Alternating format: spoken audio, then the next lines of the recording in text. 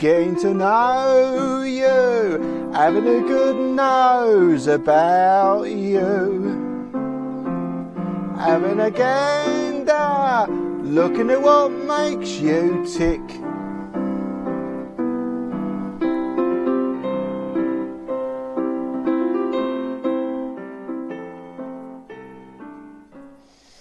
Welcome everyone, Proper Ganda is back, and this time a lot of people did ask, unlike last time. So you obviously all enjoyed episode 1 of season 2 that we did with Lou Murphy.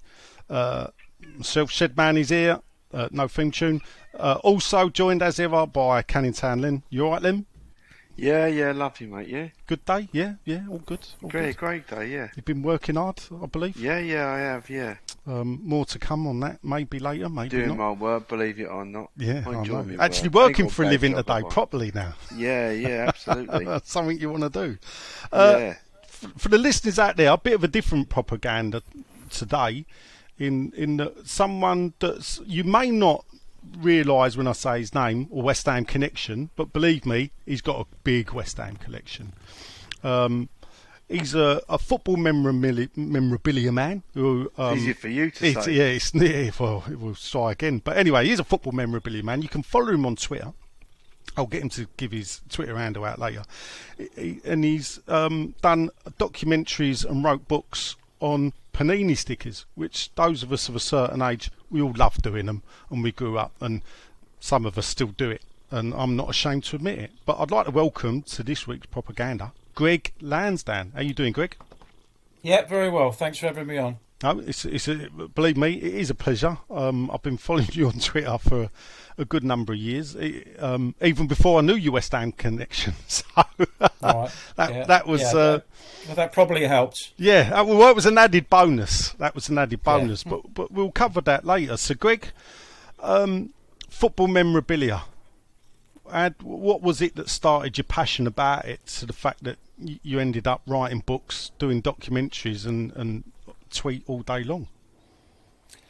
Well, I started in the football media in the mid '90s, and I suppose we can start the West Ham connections with this, because I was at university, but my brother, who started off at West Ham, then went to Charlton. He played in Sweden from 1983. And then by the time in the mid '90s, he was the Andy Gray equivalent on their football coverage, the main pundit for their Premier League football on a Saturday afternoon, and they needed somebody back in England to give all the scores for the games that are on their pools lists, their equivalent of the pools. So they would show a live game from England between 3 and 5. And then I would be on a phone to Sweden giving all the scores. This was just before the internet was really broke and it was easy to get the scores. So having me back in England, following the telly and the local radio stations and CTHAX was actually handy for them. And I did that for several years. I also worked at the Leicester University Football Research Centre, which sounds like a great job, and it is a great job. Basically, you just research and study football all day. Dream job. Then I ended up writing for a couple of websites, sports websites in the early days of sports websites, including Umbro. So I would interview all the teams that wore Umbro kit, and also the players who were sponsored by Umbro. So one of those was Jermaine Defoe, when he was just starting at West Ham, for example. So he was regularly featured on there. And then I went into cricket for about 10 years. I was at Essex County Cricket Club as their communications manager for about 7 years. Then I did some freelance work with the ICC and the IPL. And then I decided to get back into football. Now, although I'm interested in current football, for me, I'm far more interested in the retro side. So I've written 2 books about Panini stickers based on my love of Panini stickers when I was growing up. I'm a regular writer for Backpass, the retro football magazine, and various other magazines and websites, and it's pretty much all about the retro side of the game, the retro side of sport, the retro side of music. Yeah, I'm a collector good of company. Yeah, you are. I mean, I'm a collector of back pass as well. So you get to write the first book, Panini Stickers. Yeah. Obviously, what was it about Panini Stickers that not drew your attention? I think as a kid, but then you've kept that love on, and you're a big promoter of the cult of Panini Stickers. Yeah, well, I've rediscovered my old albums from the 80s and early 90s in about 2012. And looking through them, I realised that I'd never finished an album, despite the fact I started about 30 or 40, not just Panini but other brands as well, and I never finished. And I thought, well, now I'm a grown up and I've got a little bit more money, although the kids were soon on the way. I thought there was a possibility that I'd have a look around on eBay and various sites and see if I could possibly get some of the old stickers for the albums. And lo and behold, they're all available. Now, some of them are very expensive, but fortunately I'd also kept my swaps from the old days. And there are also websites where you can swap. So you could swap Football 84 with Football 87 or Football 79 with Football 86. If you've got it, then you can swap it. So and I was going along and actually was completing the albums. And then the 2014 World Cup album came out, and I thought, for the first time in many years, why don't I have a go and try and finish this one? I'm a grown up now. I can actually afford more than 2 packets every few days. So why don't I have a go? And I enjoyed it so much that I'd completed it twice. And then I thought, well, there's this massive company. They've just had their biggest ever selling World Cup album in Brazil 2014. Nobody knows anything about them, or very, very little. They're a very secretive private company. So I thought, well, I'm a writer. Why don't I pitch a book to pitch publishing appropriately about Panini Stickers and their story? They immediately came back and said, yeah, we'd like that. I got to speaking to all the old characters who'd worked for Panini and then worked for Merlin Stickers, and it was an amazing story. You had people like Robert Maxwell and Rupert Murdoch also getting involved, and just all the strands that came out. I was expecting it to be a nice, friendly business, but it was just a real dog eat dog. Whoever was competing with Panini were trying to get one over on them, and vice versa, and it went well, the book. And then I watched a documentary about Admiral shirts called Get Shirty. Get Shirty, yes. Yeah, and I saw that documentary and I thought, that's a brilliant documentary, but nostalgia, not necessarily needing the players involved. It's about a company that it was more of a fandom thing, and I thought, well, Panini fits in perfectly with that. So I wrote to the producers the next day, and within a few weeks, that ball was running. And in 2017, that Stuck on You became a TV documentary as well. I was part of that. That they got a lot of people from Panini and Merlin from the old days. They got Ryan Giggs involved, and that was another successful thing. And I haven't stopped writing and talking about Panini Stickers ever since. Every time there's a World Cup or a Euro, I'll be asked to appear on various news channels. I was even on the ITN 6 o'clock or 6:30, whatever time it is, news in 2018, talking about the price of Panini Stickers. I've already done an interview for BBC Radio Wales for the next World Cup album, and that's not even out for a few months, and it just seems to continue to grow in popularity, and I think helped by the nostalgia value. I mean, yeah, it was funny. I following you, I have got my Panini 83 album, and I have, like you, tried to complete it. I think I'm down to one now. And can you remember which one? Yeah, I've got the album here. It's Arthur Albiston. I was just checking that I'm pretty sure he is the only one. Funny enough, the first page I open's West Ham. Right.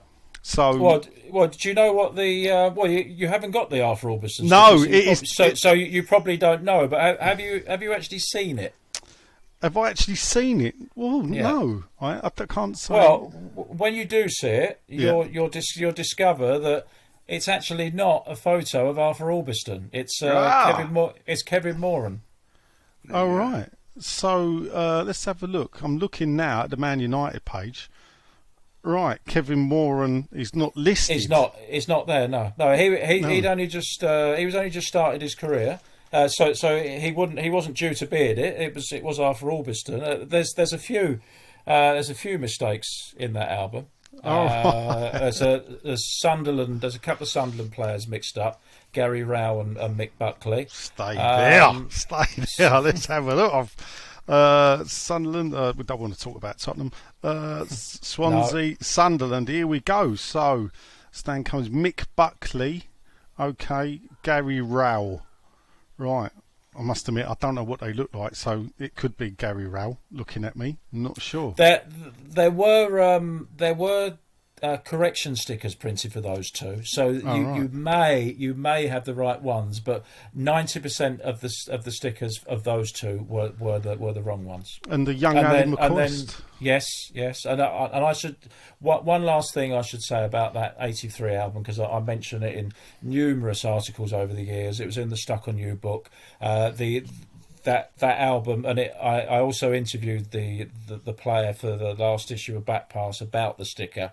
But my favourite ever sticker is in Football '83, and it's Alan Curtis of Swansea wearing moccasins, brown moccasins shoes. Do you know what? Funny enough, I've just gone to Tottenham, so I've just discovered there's a couple of other players. I need Steve Perriman and Paul Price as well.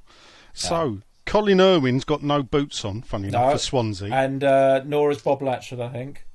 Yeah, you're right. Bob Latchford and Alan Curtis has got a pair of brown slip-on shoes. Yes. So I interviewed him for that in Back Pass in I think it was the last but one issue, and he said the reason he had those on was because he assumed the Panini stickers were done the same as they always are, head and shoulders, and obviously Football '83 was the only one where you get full length. And he'd also had a dispute with his boot company, and he didn't have the boots of the new company yet, and he didn't want to wear the boots for the old company. Wow, there you go. That's that is. I did the thing about the sticker albums back then in the '80s was it weren't just restricted to the first division.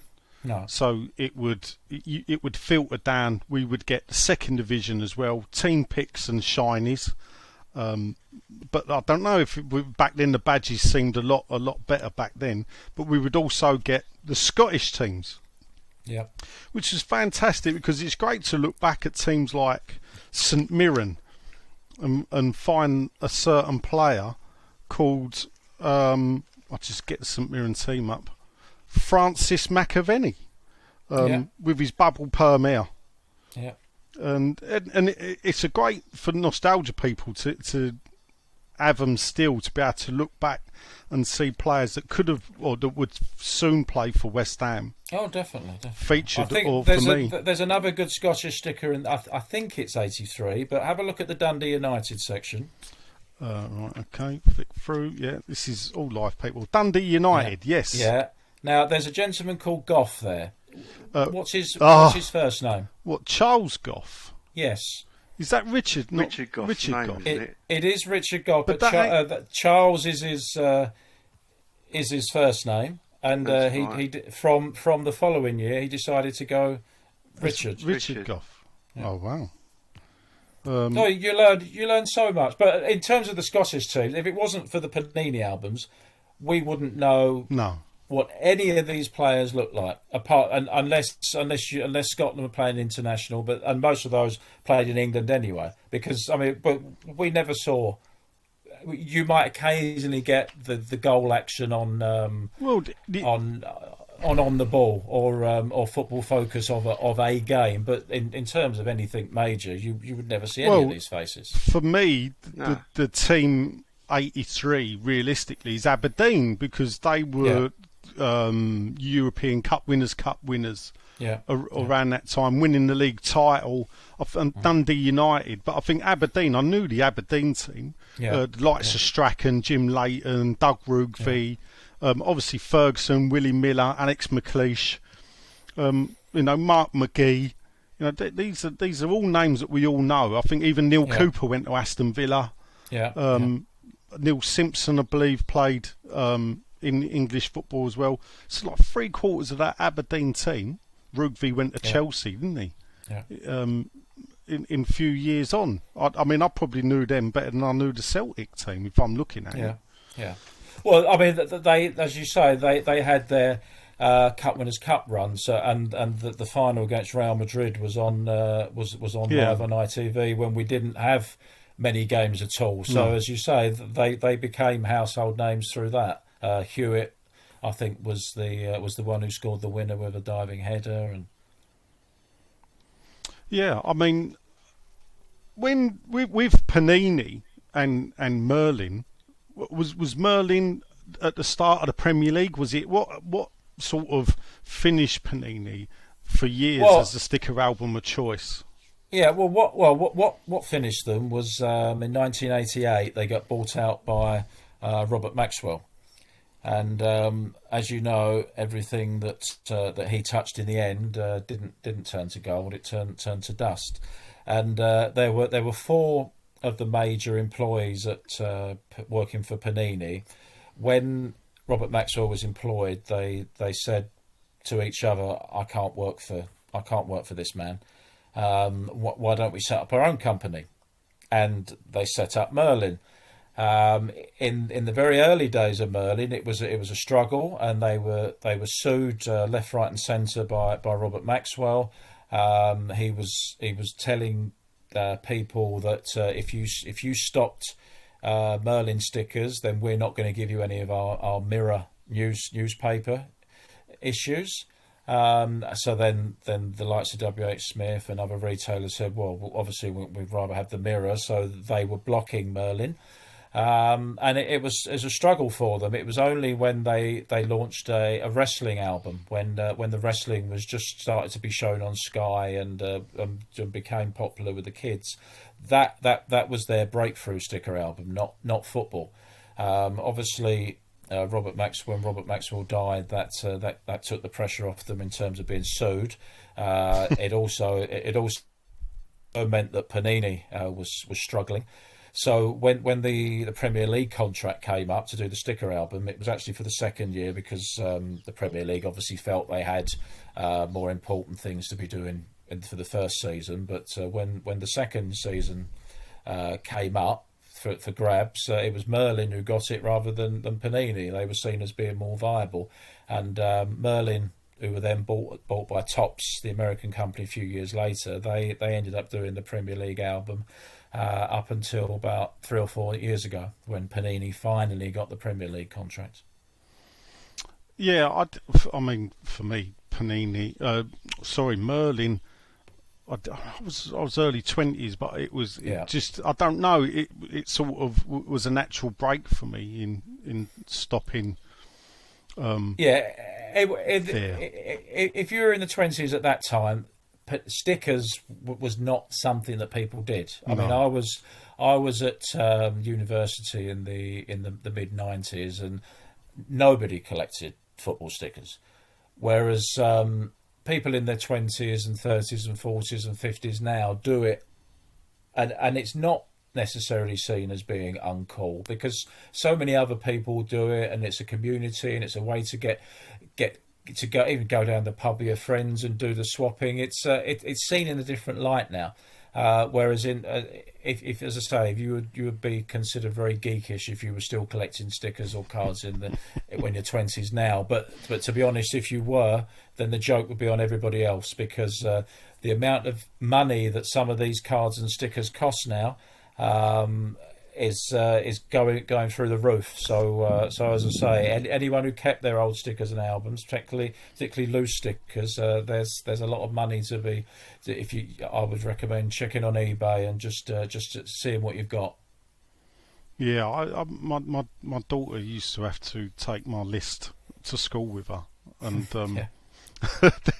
the boys, I think the boys thought she was quite a cool girl for collecting, Yeah. and the truth was actually it was her dad. Yeah. But I mean, it's not just sticker albums for you though, is it? There's magazines as well. Yeah. I had a bit of involvement with the Sporting Memories found charity for a while. I don't know whether you're aware of those, but they are. It's a charity that focuses on older people, especially men, who are struggling with dementia, depression, or loneliness. And they've also got they've got a few footballers involved. And Alan Shearer did a documentary about dementia and football, and he got Sporting Memories involved in that. And what they do is that they have groups of people, and they discuss old sport using imagery. So they get old photos out and old magazines. Might be Charles Buchan or Goal or Shoot, and I just love the power of old imagery, especially sporting imagery, because I just think if you show someone a photo, or if you showed 10 people a photo who are football fans, it would mean something different to all of those people. One person would probably look at one player or another player and have memories of them. Someone else would look at the kit to remember the kit. Someone else might remember a sponsor. Someone else would look at the stadium or the way people are dressed in the crowd. And to me, imagery is very powerful. I write a lot about retro football for the likes of Backpass and putting all the old images on Twitter and just seeing the reactions. And as I say, it's just when you put something on and you get a different reaction from one person to another person and people's memories and if something is 40 years ago, then we remember the basics, but most of it we don't, and there's a lot of stuff we never knew, and you can't just Wikipedia it or Google it because football in the 70s and 80s, there's so much more to discover about it, whereas the football now, there's very little that one can't find out about easily. Yeah, I mean, I'm myself. I try and collect at least one issue. If I see a football magazine that I've not got in my collection, I'll try and get at least one issue of it. Don't matter how old it is. Yeah. So it's weird. I found recently a magazine called Soccer Monthly. That I believe come out Keegan. So this is early 80s, late 70s. Keegan's just gone to Hamburg, yeah. And it's got some American stuff in there. So I've got about 15, 20 issues of them. Then you're pretty much done. I think it was about 2021 magazines. Right. Yeah. It was actually it was a Shoot spin-off. So it was the monthly version of Shoot, and ultimately it was incorporated back into Shoot. So yeah, I think it was probably just under 2 years, and I'm sure if you've looked through them, I mean, there's some brilliant articles in there. Yes, yeah, I long form. Yes, I mean even Shoot in those days, people now write off Shoot and Match and say, oh, they were just kids magazines. But if you actually look at Shoot and Match from the 70s and the 80s, the quality of the journalism, the length of the articles, so many of the journalists went on to write for national newspapers, and as I say, the quality of the overall magazines, you don't get anything like it now. I mean, Jay, was you into Shoot, Match Weekly? I bought them sporadically. I don't know why I bought them sporadically. I was massively into Panini stickers. Up until I had a little hiatus between.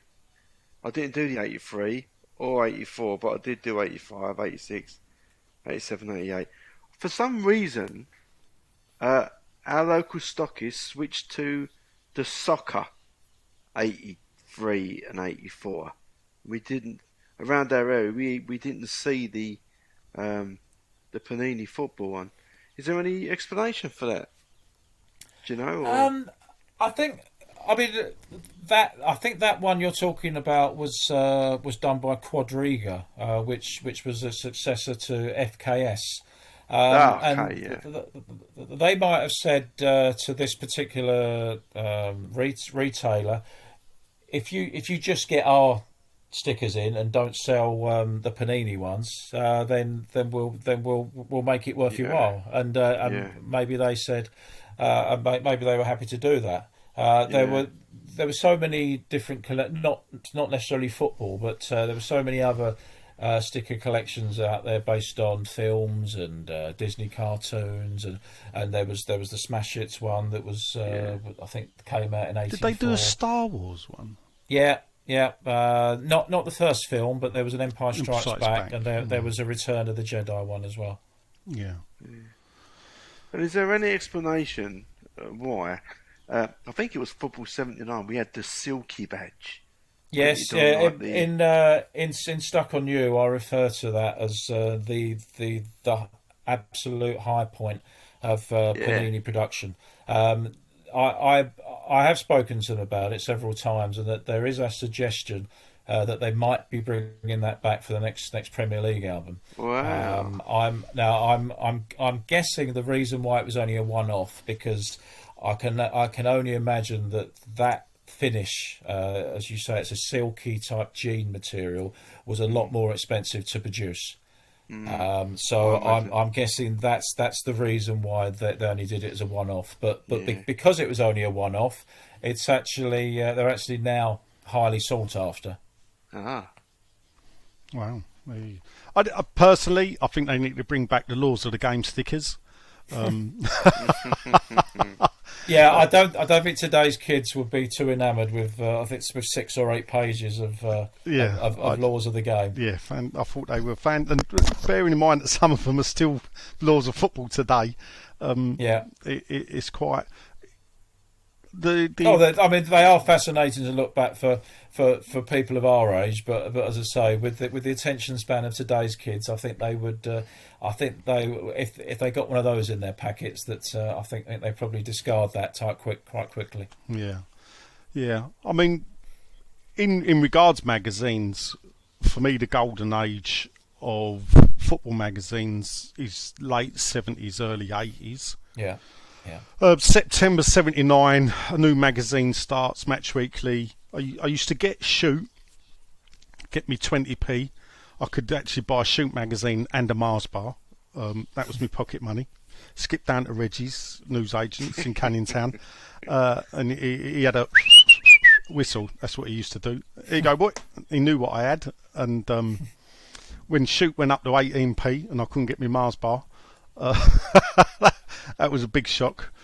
Yeah. But I mean, in regards to then Shoot, I don't know. Did they had the market to themselves? I was only Shoot, but then this new one turns up that for me, actually, I preferred. And I still have got my collection of Match Weekly. Was it a big battle between them when Match turned up? Not at the start. No, I've also written a number of articles in Back Pass about the history of Shoot and the history of Match, in interviewing editors and journalists from both magazines. And Match's beginning was very tortured, because they were due to run a national advertising campaign on ITV. And it just so happened to coincide with ITV's strikes. So all that money was put into it. It'd already been recorded. I think the likes of Ozzy Ardiles and Kevin Keegan were involved in the advert, and it it didn't get used because there's no point showing it several weeks later about the first issue, because the first issue had been and gone. And they actually had a sticker album in that first issue as well, Trans Image, Football 79-80, and Trans Image didn't last beyond that as well, presumably, or not helped by, again, they missed out on this national TV ad for their album. And it took them years and years and to compete with Match, probably about a decade. There were a couple of times within that they thought that they weren't going to make it, but they just about hung on, and then eventually started to compete. They actually got the Panini album in the late 80s. Yep.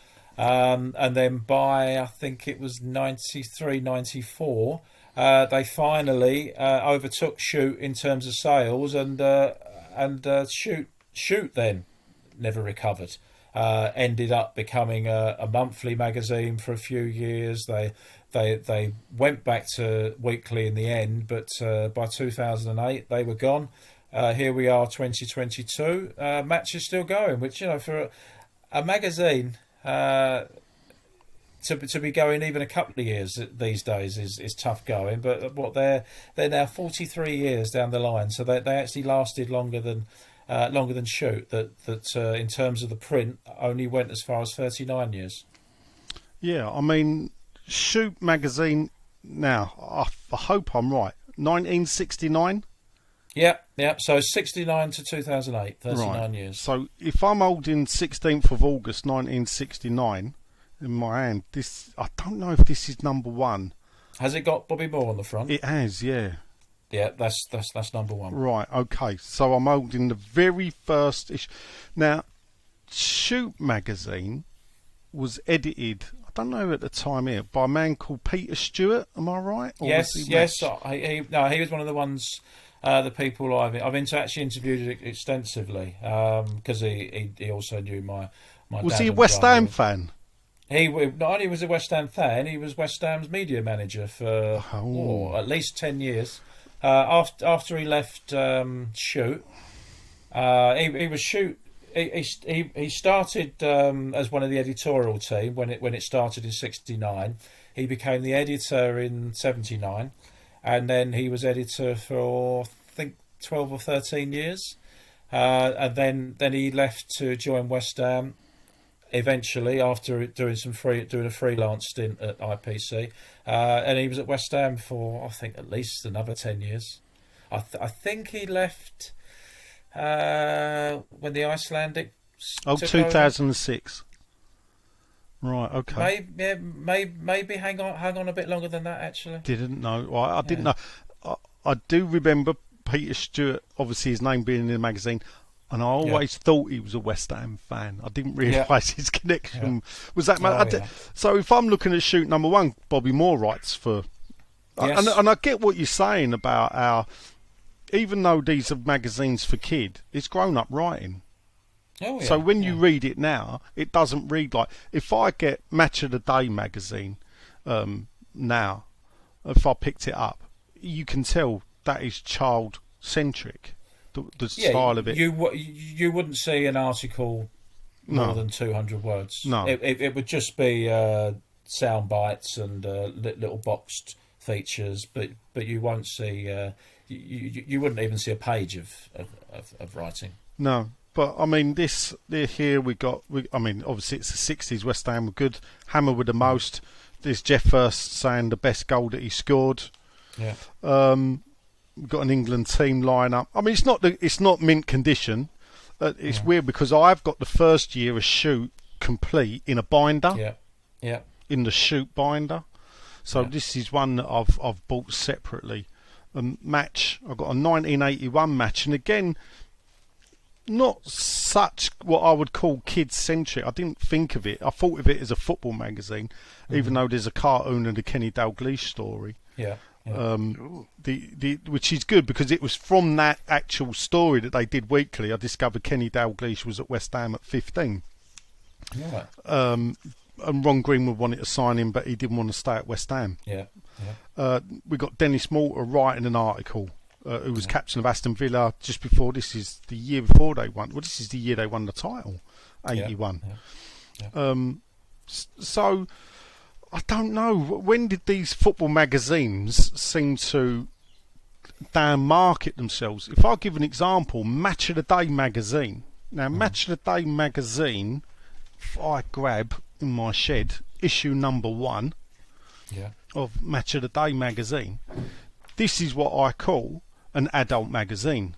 This is 1996. Beckham this on is the the front. one with, yeah. Yeah. I mean, that's a completely different magazine to the one now. That's more akin to the early days of Shoot and Match. I mean, and probably aimed at an even more grown-up audience. I mean, that was probably competing with, although it was a weekly to start with and then became a monthly, that was probably competing more in terms of editorial values with 442 and Goal and Total Football at that time. Yeah, I mean, I still get 442 now. Yeah. I've got some issues of Total Football. Match of the Day, for me, I always enjoyed. I thought it was a good read. And then it sort of disappeared and reappeared as what I would call aimed at 8-year-olds. And it was just not for me. Right, anything you want to ask, Len, before we move on? I think I'm fine. That was quite, what's the word? Informative? Thorough. Yeah. Everything you wanted to know about sticker books and magazines were afraid to ask. There's far more. There's much more. But if anyone does, then Back Pass magazine, I would recommend that. Yes, I highly recommend it as well. You get Tony McDonald sometimes. Sorry, not Tony McDonald. That was his dad. It is Terry. Terry. It's Tony McDonald, isn't it? Yeah, it is Tony. Yeah. His dad did play youth for West Ham and played for him. Yeah. But he used to run Ex-Hammer magazine, so he's often seen. I enjoy his articles in there. And Norman Gillier, I believe, does a lot as well. So if we Desert Island disc it to wrap this bit up about memorabilia before we move on to West Ham and your links and modern day football. You can pick a magazine, a group of magazine to take with you. What are you taking out of all these football magazines that you've probably got? What set are you taking with you? I think it would be from in September 1979 was the month that I really got into football, which is strange because I actually collected the Football 79 Panini album. My brother, who was at West Ham at the time, he was the one buying me all the packets, and I was well into collecting it and got within one of finishing it, but I wasn't really a big football fan at the time. I was only 5, and I loved the collecting and filling the spaces, but I wasn't following the games or the scores at the time. But September 79, just a light seemed to switch, and all of a sudden I was really into it. And what helped me to get really into it was my first copy of Shoot was September 79. My first copy of Match was number 1 of Match in September 79, and my first Royal the Rovers was September 79. So I would say all of those from 1979. Yeah, September 79. Right. So Match Weekly 1979. My first issue. It's battered because I have read it. And for me, I know mint condition is great, but I like the ones that have been wrote on by the kid because it's like they've personalised it. We've got Kevin Keegan playing against Sweden on issue number 1. Yeah. Win a Euro finals trip to Italy. And you're right, first great issue, 80-page colour album with stickers. I've not kept the stickers, I'm afraid. I seem to remember. I lost the album as well, but I have since bought it on eBay.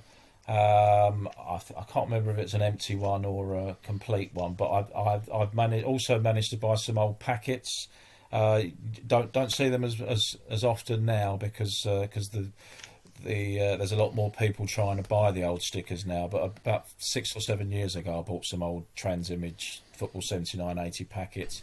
I've got quite a few of the stickers, so that's another album I need to finish. And the first game in Match Facts is West Ham 0, Chelsea 1.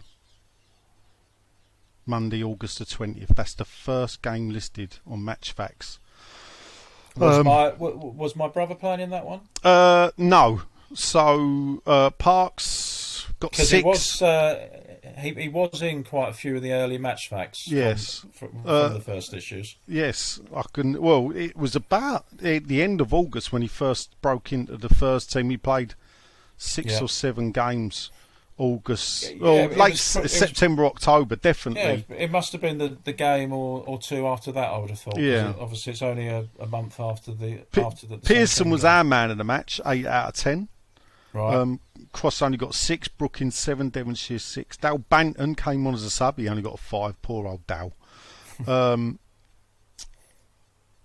Peter Barota got a 9 out of 10, star player as well. He didn't get many of those at Chelsea. No.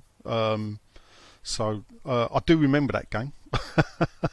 A good crowd. And Jeff Hurst was the manager. Yeah, Bobby Gould was his assistant. Right. I think that was his first time back at Upton Park as a manager. There was a big deal about it, if I seem to remember. Right. Quickly, I've got one more thing that's just come to me. Is obviously, which you follow and I do as well religiously, the big match revisited. Yes. I've in from the next issue of Back Pass. I've got a regular series coming up about match time revisited or big match revisited as it's going back to being. Putting on the schedule that's going to be coming up, and also looking at the games that will be coming up. So the next issue will cover the broadcasts on, what would it be, September and October, and they're going back to showing the 74-75 season every Saturday. So that's obviously a good one for West Ham, and there's a lot of West Ham games shown. So I will be writing Man United those. in the 2nd division. Am I right? Yes. Yeah. Yes. I remember watching the game against Orient. There was more Man U fans there than Orient. Yeah. So there's a bit of Man United, but I think West Ham are probably showing more than anyone. Now, do you think the BBC are missing a trick here with that? Yeah, a few people have said that, and obviously they show on ITV4. They've been showing Top of the Pops probably for about probably about a decade now. Yeah. And I see ITV they've been showing these old big matches for quite a few years now, but last August they actually decided to put a proper Saturday morning slot in, and it's made a difference that people now know when it is. Yep. If they can't watch it on Saturday morning, then they can still watch it on catch up. But a lot of people watch it live. A lot of people tweet about it as it's going on and comment. And I like to show all the results because obviously you only see the games that are there, and sadly a lot of the time they actually cut out the news roundups. Which Dennis Law would, and I actually think that they're the most interesting parts a lot of the time, because they go through the other games, show the league tables, and they did show it the last time, but previous to that they often don't put that in. Now my first article in Back Pass will explain why they have to cut some bits out, and some of the recordings are not good enough to be re-shown anyway. But I mean obviously the chances of BBC and ITV working together on anything is always difficult. But I'm just surprised that their back catalogue it goes back even further. I'm just surprised that they've never thought, well, there's a market here. BBC 2s, you say, or BBC 4, replay a match of the day from the 70s or 80s. Well, I think they're cutting BBC Four again, aren't they? And it's going to be an online thing. or a That's catch-up shame. channel again. That's I a mean, shame. you know, it doesn't mean they can't. Yeah.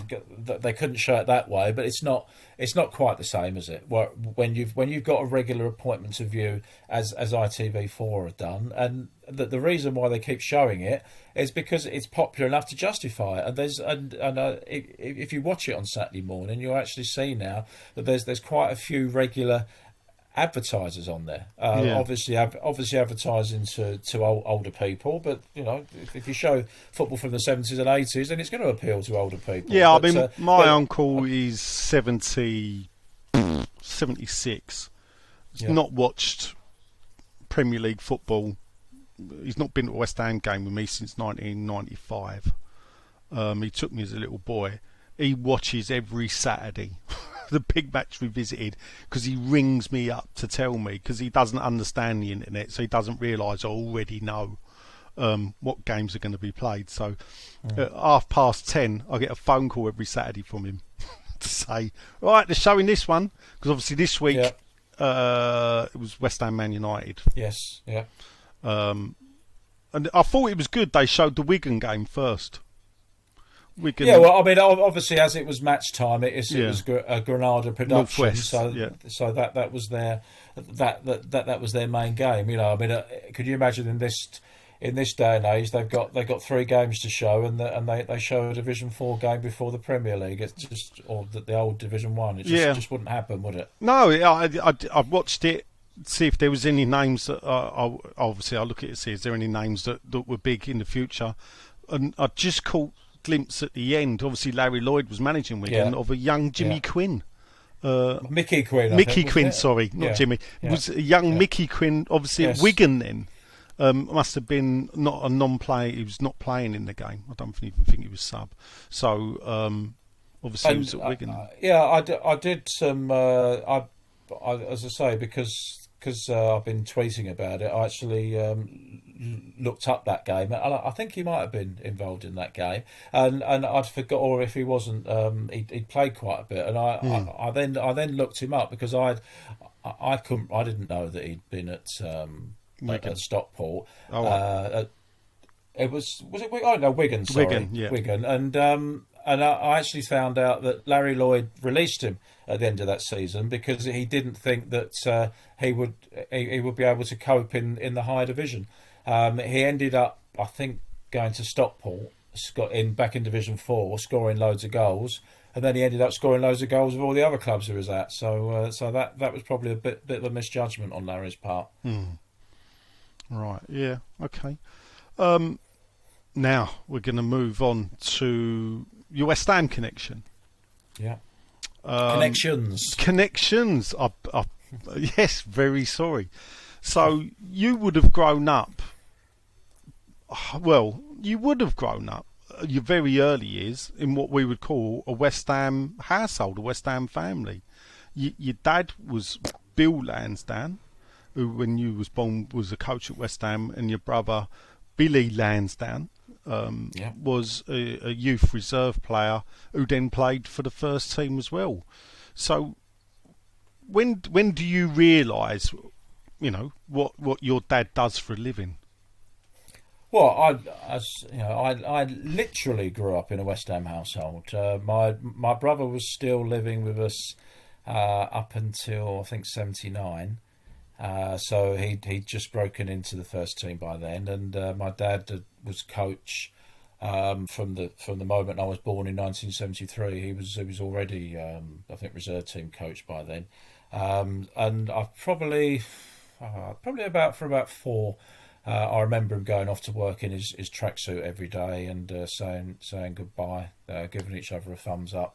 I don't think I knew where he was going, to be honest. I think really it was 1979 that I then had proper memories. I knew what my dad was doing. I knew what my brother was doing. And sadly, when I did start to develop my proper memories of them both being involved in football, that my dad got let go by West Ham after 25 years. So hopefully it wasn't down to me, but it was a shame. My first ever game of football that I watched live was West Ham Crystal Palace reserves at the start of September '79. And my dad was the manager of West Ham reserves. My brother was centre forward for West Ham reserves, and I thought that was what football watching was about. And I got to go behind the scenes after the game, and I still remember that. Unfortunately, I think possibly I might have got to see one more game with him still as manager, but by the end of September, that was it. I got to he then went to Dagenham, and he was on the coaching staff, and they reached the FA Trophy final that year. So I got to go to Wembley the following day after West Ham beat Arsenal, actually.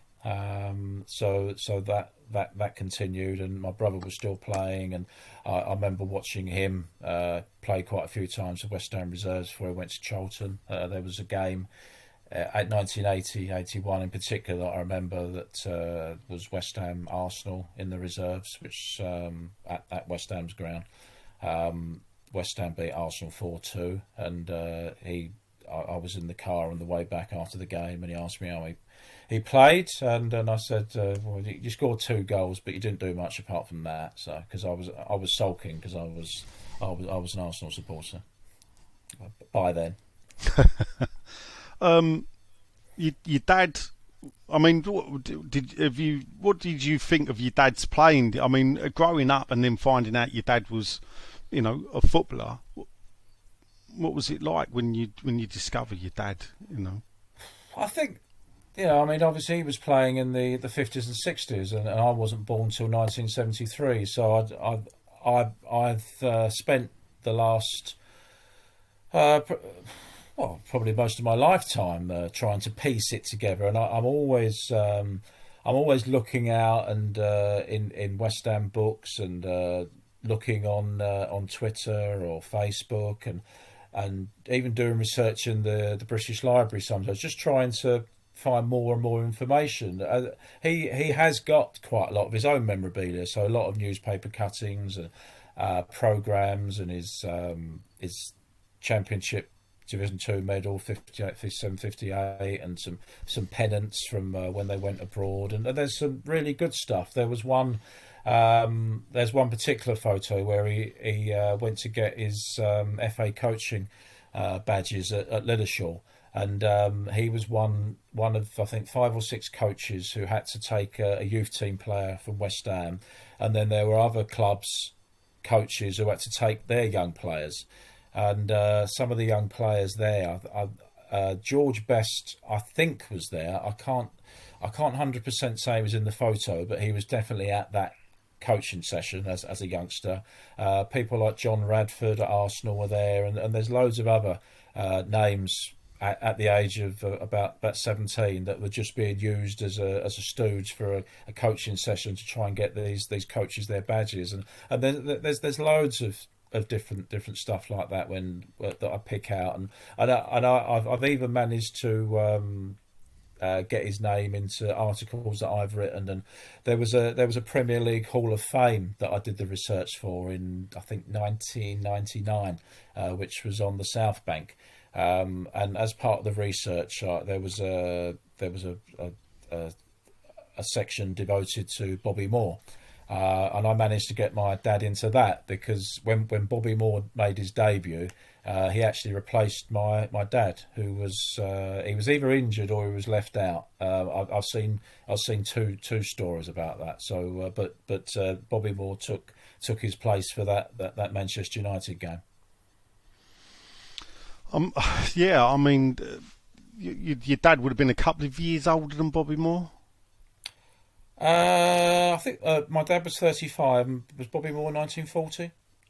Yes, Bobby Moore was 19. Yeah. So there's 5 years. Yeah, so 5 years. Yeah. I mean, my dad was an established member of the first team squad by then. He played half the Division 2 Championship season. 57-58. Yeah, and then he started the 58-59, and they were top, I think, after a few games, weren't they? Yes. But I think they'd lost the game before. So as I say, if I've read conflicting reports that he was either left out or he was injured, but there was definitely a shortage of players. I think Malcolm Allison was coming towards the end of his career, and that there was another left half as well who also wasn't available. So Bobby Moore got his chance, but he was already he'd already been touted. My dad had already alerted my brother-in-law, who was in Oxford, to go and watch him. I think when he was about 16, he played a West Ham game. I think it was against. I think it was Oxford City rather than Oxford United, and he told him to go and watch him, and he became a West Ham supporter from that very moment. So when your dad stopped playing, was it an injury? Yes, yeah. Right. He stopped a hip injury, and obviously in those days, people didn't. If people had a serious injury, the physiotherapy wasn't what it was. So I mean, certain injuries that you're probably out for 4 to 6 weeks these days, it finishes your career then. But it was also a common thing that if you were interested, that once you stopped, that there was a pathway to coaching. So Malcolm Allison was obviously one, and there are many other examples. And my dad, when he finished, was one of several players who were then fast tracked into managing Eastbourne United. I think Gordon Jago was another, and Ron Greenwood recommended my dad to go and coach Eastbourne United for his first coaching job. That was 66 to 68, and then from there he moved on to the West Ham coaching staff and was started with the youth, and then went on to the reserve team. The year he was sacked in 79, but in 78 West Ham won the reserve, the Football Combination League. The first team got relegated, but that was actually a rare bright spot, and my brother was top scorer for the reserves that season. Yeah, I mean, when your dad gets sacked, well, it must have been. Oh, it's a bit of a strange thing to say. It must have been a bit of a big disappointment. He's been at the club since 1956, and he's left the army, or possibly was he before? It must have been. Yeah, I was to say, he must have been before he went in the started. army. Yeah. 1950. So 25 years with 2 years at Eastbourne, but he was actually he was still really at West Ham. He was at Eastbourne to develop his coaching to go back to West Ham. And what was that? National Service, obviously. But he still would have been linked to, or tied to West Ham at the time. Yeah. So that's a big chunk to then leave the club in 79. Yeah. I mean, I was very young. I was 5 or 6, but I definitely remember him being unhappy. And let's face it, I mean, you would be, wouldn't you? I think leaving any job after 25 years is hard, but when it's a job that so many people dream of doing, and it would have been his dream job, and it would have been most of our dream jobs, being part of a football club, then it's not only are you losing your job, but you're almost losing your dream. And you're working with people that you would have grown up playing football round. I mean, we've spoken about Ernie Gregory, and Ernie was coaching at the time. I mean, these were his mates, isn't he? Because he played. He obviously was in the first team with Ernie Gregory. Ernie Gregory was still there, so you go through all that, and then all of a sudden, thanks for your time. But football could be a cruel game, and this is the thing with your dad. It does seem that football at times can be a cruel game, and that is, in a way, a sad end to. I think especially because, as I say, West Ham won the Football Combination in 1978. So to be sacked the year after would suggest that it's not based on your coaching ability. No. That just can't be possible. And I don't think I'm speaking out of turn to say that that the reason why he was let go was because John Lyle was keen to get his friend Mick McGivern into coaching, who just finished playing. So basically, he got my dad's role. And Mick McGivern was I think he went to Ipswich with John as well. So that's.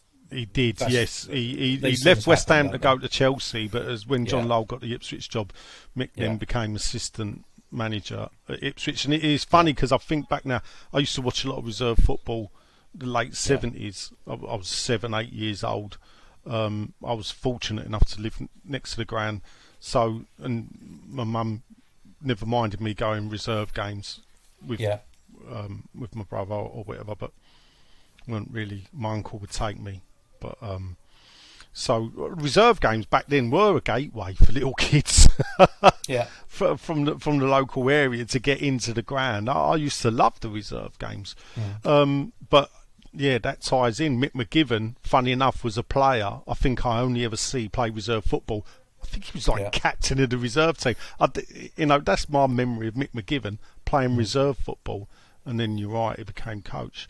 But then your brother's playing there as well at the same time, and just breaking into the first team. Yeah, I mean, I don't. As I said, I just got into football in September '79, and I don't remember anything about my brother playing for the West Ham first team in that period of September, October. Not a clue about his hat trick against Southend in the League Cup at the time. I was completely oblivious. I would say, although I was buying shoot and match from September '79, I would say it wasn't until towards the end of '79 that I had started to get into the games properly in terms of following them on the radio and grandstand, and so I was just a couple of months out. I've seen the newspaper clippings. The signed match ball is still on the mantelpiece in my parents' house. So I'm still reminded of it that way. But I remember him as so subsequently them playing for the reserves, and I don't know if you remember that picture of all the West Ham squad, an artist picture. So they're all drawings of the 1980.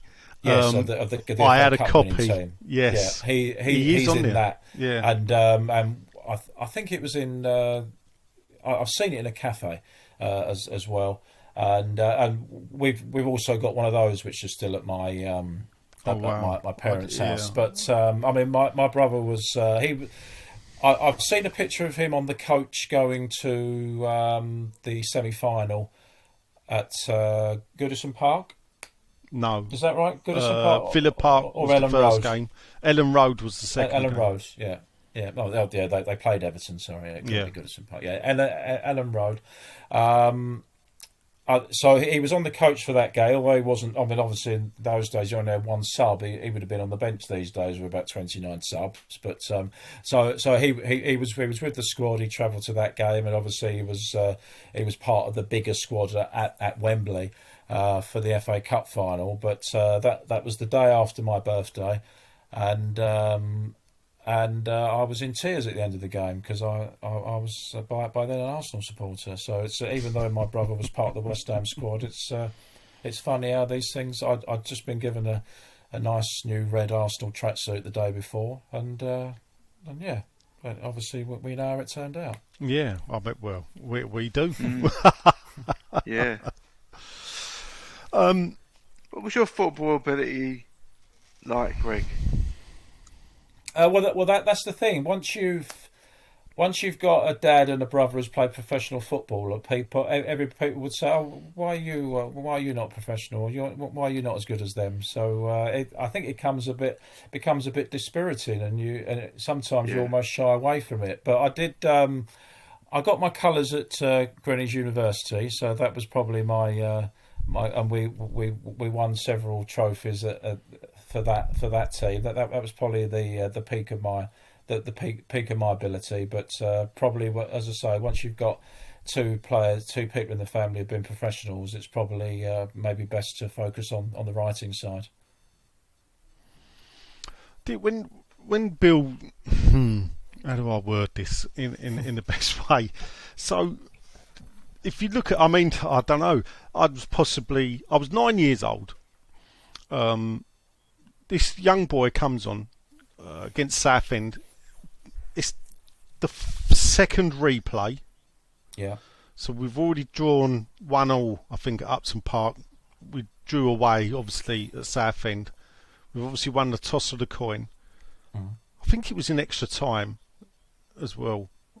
I've seen a picture of. I think it was in extra time. I think it was 1-1 time at Southend. Oh, right. Perhaps.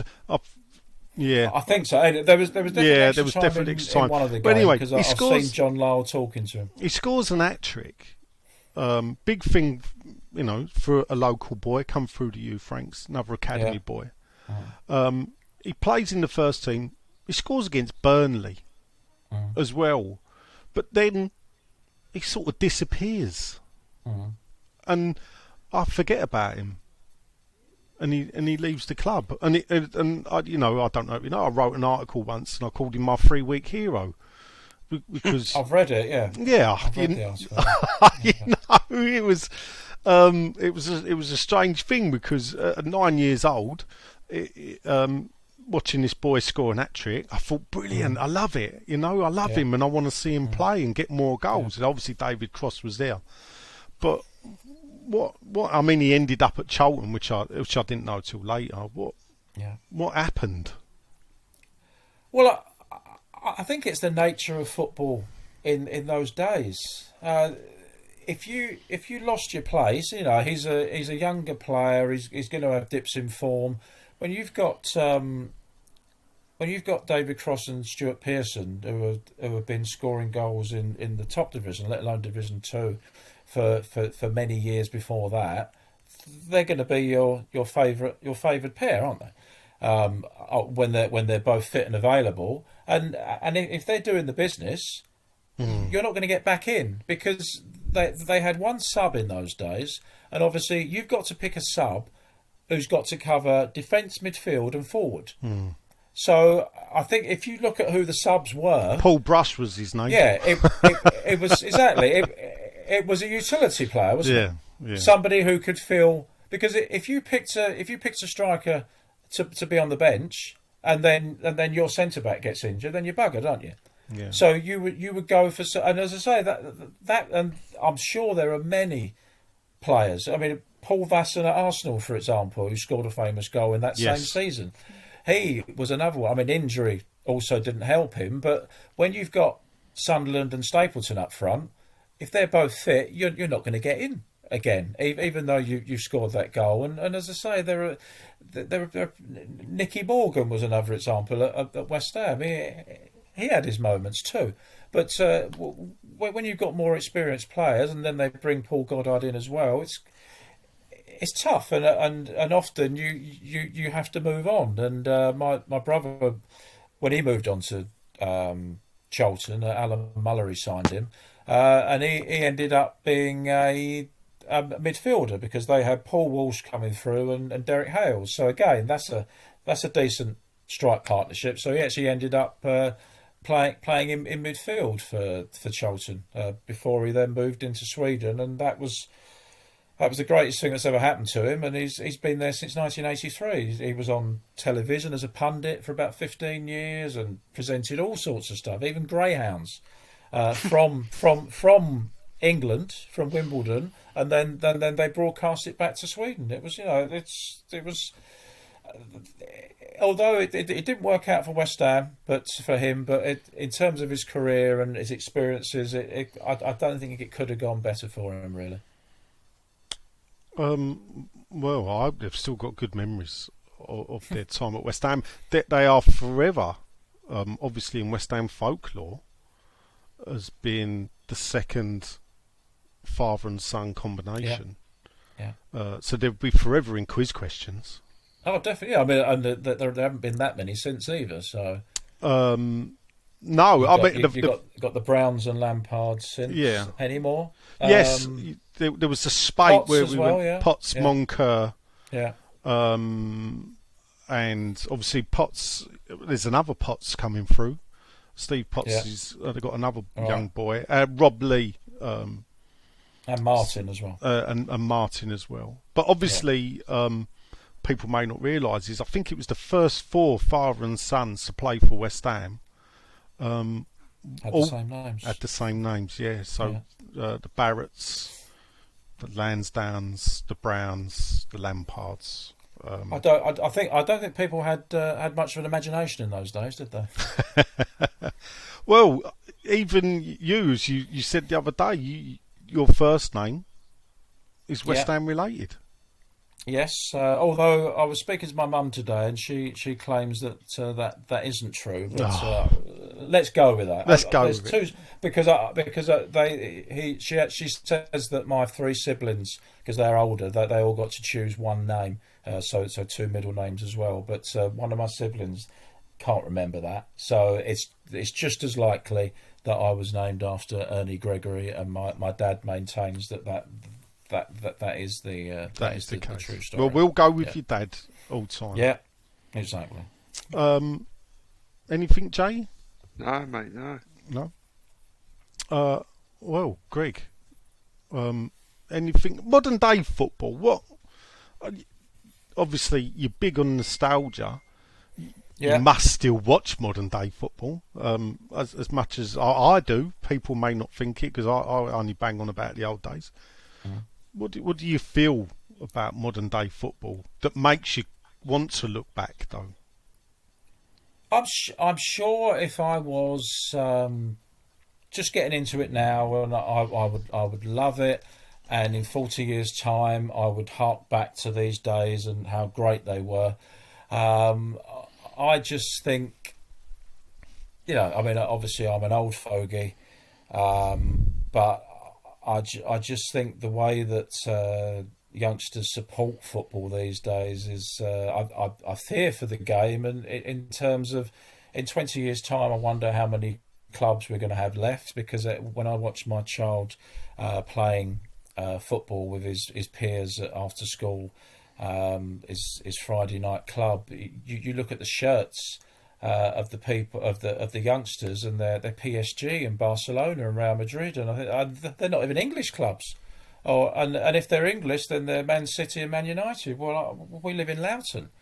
I mean, there are some London clubs, and even if you want to be a Glory supporter, you can at least have a London club. But I just think youngsters are more interested in players now. So they'll follow Cristiano Ronaldo or the reason why they had a Barcelona shirt on, now they've got a PSG shirt on because they're obsessed with Messi, and I think they just follow the game through YouTube and these 5-minute clips. And I mean, as I say, I might have it all wrong, but I just think what we had with the magazines and the sticker albums and the little amount of football, I think we treasured it more. And we had to watch 20-minute highlights, whereas kids these days, they certainly wouldn't want to watch 90 minutes, and I think even 20 minutes would be a struggle.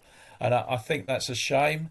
I just hope that, as I say, I just hope that in 20 years we've still got the type of game that we've got even now, rather than just the Super League, and where half of the current football league has to become amateur because they just can't survive anymore. That's the reason why I'm more into the old days. Once money corrupts anything, I just think it's hard to come back. And the sad thing is these days that if you're not owned by a corrupt state or a multi-billionaire, then you just got very little chance of competing. I know West Ham have just had a good season, but if they ever wanted to really to win the Premier League or compete in the Champions League, then unless they have a stupid amount of money injected, then this is probably about as good as it gets. Yeah, I don't think we'll argue much with you there, will we, Jay? Really? No. All right, Greg. I want to thank you for taking the Pleasure. time to talk to us. I hope you've enjoyed it. Yes, very much. It's been a fascinating listen, trip down memory lane. I'm glad to have finally nailed you down, because I did try and get hold of you before. Yeah. My apologies. But thanks again. You, the listeners, have enjoyed listening to Greg as much as we have. Feel free to contact us in the usual ways. Send us a tweet or a text. Those that have got my number, feel free. I like reading them and reply emails. Let us know what you thought of Greg. Something a bit different, obviously. We'll forgive him for being an Arsenal fan. Especially since his first memory of Arsenal would have been losing the 1980 Cup final. Even better, though it must have been bittersweet, I suppose. But do you remember much of that game, Greg? Oh, no, vividly. I mean, that's late 79, early 80s is when I really remember listening to games on the radio. So I do remember Arsenal's cup run and even West Ham's cup run, because as I say, my brother was still part of the club, still part of those games. So I do remember following the cup runs. And the day before was my birthday. I got my first kit, my first tracksuit, red Arsenal tracksuit. So wore it for the game. I wasn't there. I watched it on telly, and by the end of it, I was in tears. So I think obviously Arsenal had a lot of games by then, so they were a bit tired. So and by the end of the day, I was a bit tired as well. Quickly, because of the FA Cup. I mean, there's always a big argument about the FA Cup and how it's lost, and it seems to me that the FA keep trying to do things to rekindle the magic of the FA Cup without doing what I would call the bleeding obvious. What do you think it should be the change before you have to go and separate your kids? I don't. You can hear them there. Yeah, that's all right. Go on. Yeah. I don't actually believe that there is a great deal that needs to be done with the FA Cup, because I always find it's amazing that the amount of supporters who call the FA Cup Mickey Mouse until their team get and there's one set of supporters who I can pick out in particular.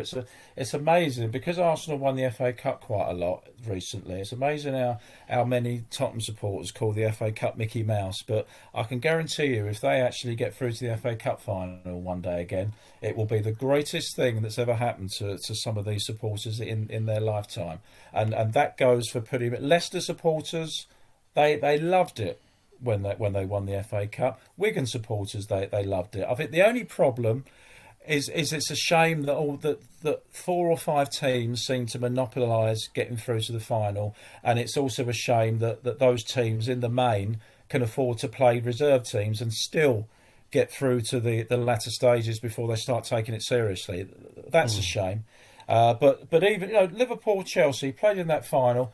Their supporters, it was massive to them. Winning it on penalties, Liverpool, it made a huge amount to them. So don't let anybody tell you that the FA Cup doesn't mean anything. I mean, obviously, because of social media, you've now got a lot of supporters, especially the bigger clubs, who don't live in England. So probably American supporters of Chelsea or Man City, it doesn't mean anything to them, the FA Cup, because they've not grown up with it. Whereas genuine football supporters in England would have been passed down to them about how important the FA Cup is, and I'm telling you, when a team gets through to the quarter-final or even the fifth round, they start dreaming of getting to Wembley and playing in a Wembley FA Cup final. Not just for the players, but a supporter is absolutely massive, and even the League Cup, to be honest.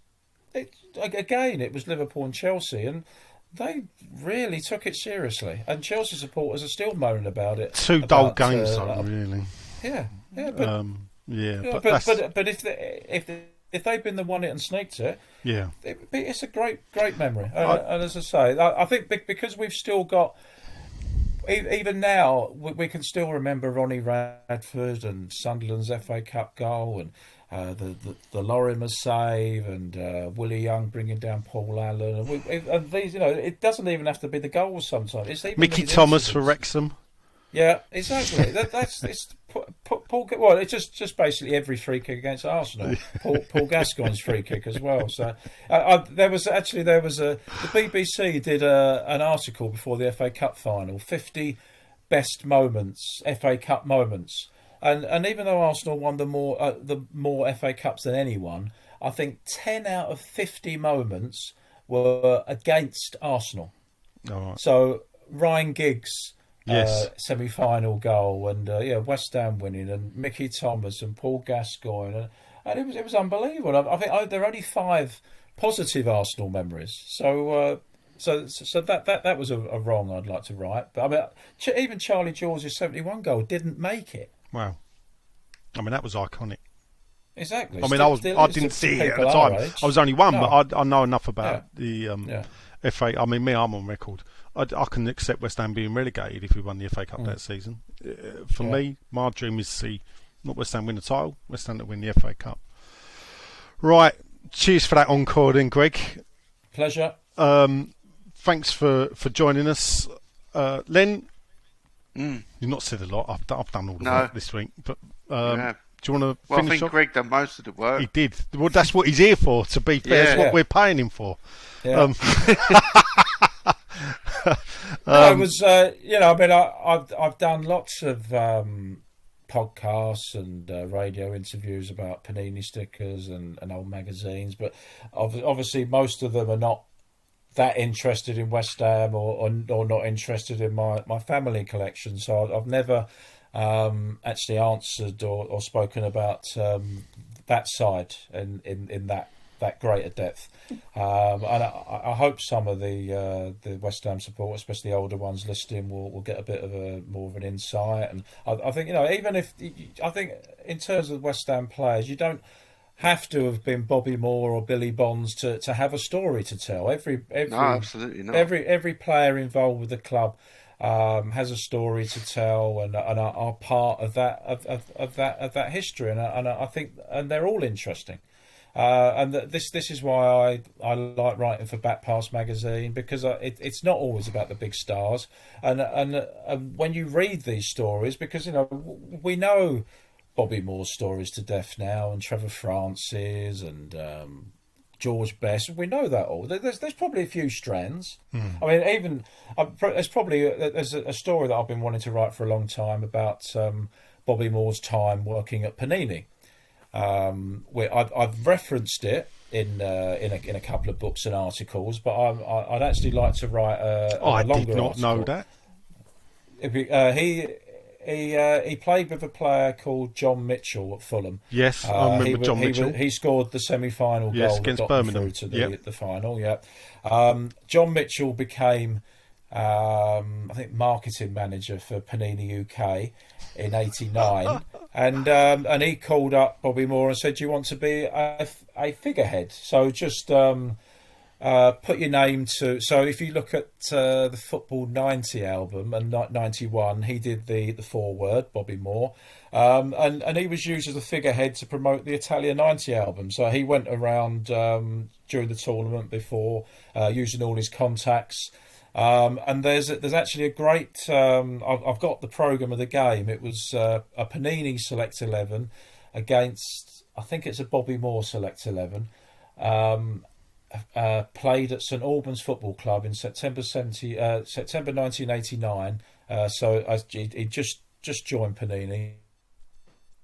George Best, Franz Beckenbauer, Rodney Marsh, I think, and it is basically a who's who of 70s football. But some of the names are just Liam Brady, Pat Jennings. It's just if they all turned up and someone got a program signed, then that really is a collector's item. But and yeah, I think he was there for about a year and a half. But Panini was struggling at the time, so they ended up leaving. But I think that would definitely be an interesting story. And I've contacted Roberta about it because she was also she also worked for Panini when her dad was there. So I would ultimately like to do a piece with her about it, and hopefully that will happen one day. I look forward to that. Right, a fantastic way to finish then, Greg. I'd like to thank, as I've done thank Greg for joining us today. I hope you've all enjoyed it. Cheers, Greg. Thank you. Len, anything quickly you want to sell? Or I think you're busy working on other things now. I am. I'm fully booked out. And put your easel down for a while? For a little while. Right, okay. Well, working on my next film. Yeah. So we'll probably cover more of that as it goes along. I'm guessing we'll be back next week with Little Legs himself, because he's probably busting the gut to give you all boring transfer news and everything. So More Than Just a Podcast will be back next week. But for now, until the next propaganda, probably in a few weeks' time, ta-da.